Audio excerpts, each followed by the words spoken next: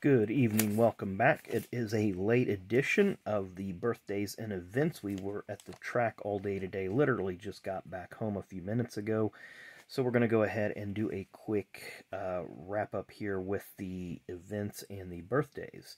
Today is Saturday, April 8th, 2023. And some of the events that we happened today on 1990 on this day. Davey Allison won an interesting race at Bristol in a photo finish over Mark Martin.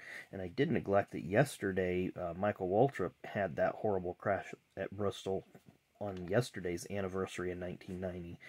Also on this date in 2006, Kurt Busch won his first Busch Series race at Texas Motor Speedway in his first career start.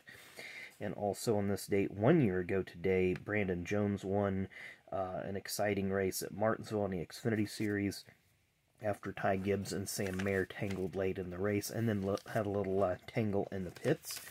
We're going to start with a couple of cardless birthdays. Born on this date in 1966, Formula One and IndyCar driver Mark Blundell. Born on this date in 1968, I believe he was with Fox. I think he still is. Matt Yoakum. I get a lot of these names of pit reporters confused. Born on this date in 1921, passed away in 1985. One of the coolest names ever to run in a NASCAR race. But he only ran 5 races between the 50s and early 60s. Nero Steptoe. And I believe he had a best finish of 11th. I can't remember the track. I forget what it was. It was like Atlanta, but it wasn't the Speedway. It was the actual track that was there, you know, like a quarter mile or half mile, not where the Speedway is now. So we're going to start off with a few birthdays here. Born on this date, and I didn't get any out of this person because I've got them buried, but born on this date in 1952, Eddie Wood. So I've got a few cards of him, but you know him as a longtime crew member and owner of the 21 car. Born on this date in 1959, I've only got one of this person, Mr. Mark Green, one of the 3 Green brothers that have raced in the Xfinity Series in the past. He never made it to Cup, but he really didn't have nearly as successful career as his brothers Mark and Jeff.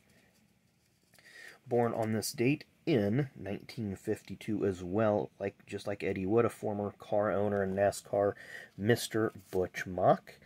Butch and Bob Rahilly co-owned the 75 cars from 1981, 82-ish, all the way till 1993, when Butch Mock bought out Bob Rahilly and turned the team to Butch Mock Motorsports, which he would continue to campaign late into the 90s, before he was bought out by Darwin Ort, I think that's how you say his name, who ended up shutting the team down after the 2000 season. So Butch Mock.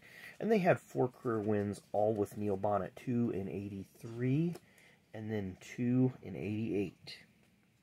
Another car owner on this birthday list only had 1 career win as a car owner in a career that stretched from early 50s all the way to the mid-2000s, Mr. Junie Donlavey.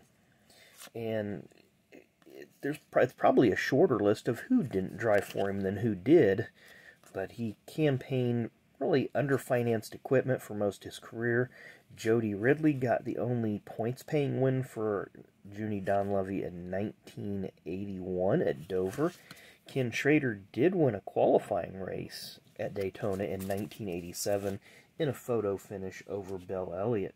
And our final, our final birthday today, a driver born on this date in 1959, and coincidentally his NASCAR career started with car number 59, Mr. Robert Pressley.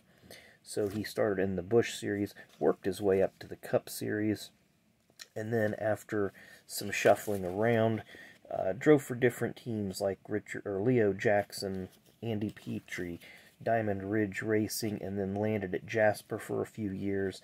Then went back to the Truck Series with Bobby Hamilton Racing and a couple other teams. There you see, I can't remember who the 59 owner was, but here we have some of the cars. Like I said, he started with number 59. Ironic that he was born in 1959. This was a Dennis Welch owned car. I'm sorry, Daniel Welch. But it actually started out as Brad Doherty had started the team. This is where he started in Cup with Leo Jackson. Then he went to the Skull car replacing Harry Gant. Then it went back to their traditional Skull paint job.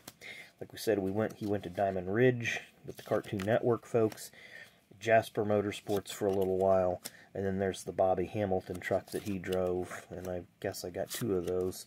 And then the 59, again, I can't remember, Jim Harris maybe, that might be who it is, but that's pretty much where he ended his career as a driver. And of course, his son Coleman spots for Joey Logano in the Cup Series. So happy birthday to each and every one of those folks on the list.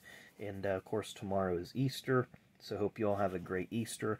We'll do some kind of rip tomorrow, not sure what exactly yet, but we'll get to it when we get to it. So thanks again for watching, and we'll see you tomorrow.